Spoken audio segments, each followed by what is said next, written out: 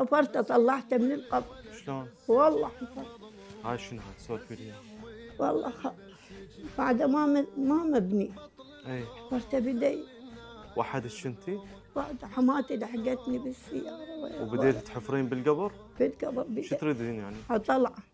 ليش؟ فعلا بعد شويه بطلع. انت ما شفتي من جابوه لا شهيد؟ شفته ونمت يمه وصعدت يم المغيسل يمه ما شفتيه يعني؟ لا نمت يمه بالمغيسل. بعد ليش تطلعين؟ طلع بعد عاد بالكتل قاعد ما تالي جد دفان وطلعني من النقره. حفرت حفره بعد. ايش قد بدي. يعني؟ غميج؟ اي والله غميج شويه بس اجى الدفان يعني قاعد. كان رمضان جرح الامام علي سلام الله عليه. قاعد اني خالتك خابرنا العصر خابر ابوه. قال له بابا حررنا سلوجه باكر اني اجي اجازتي بجيبي.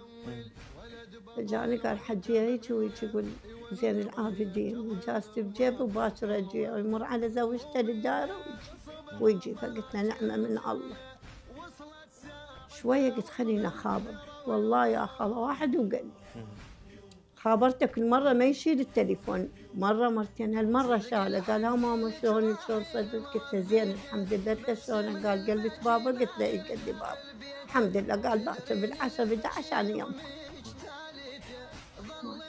خاله شو صار السحور من السحور وياهم وقع بلا سحور بيت كله الوج. تحسين بشيء؟ اي تالي ما تالي والله الصبح حوالي بالعشر دق علي الجرس قلت يا عبود انا اقوم افتح. تسموه عبودي؟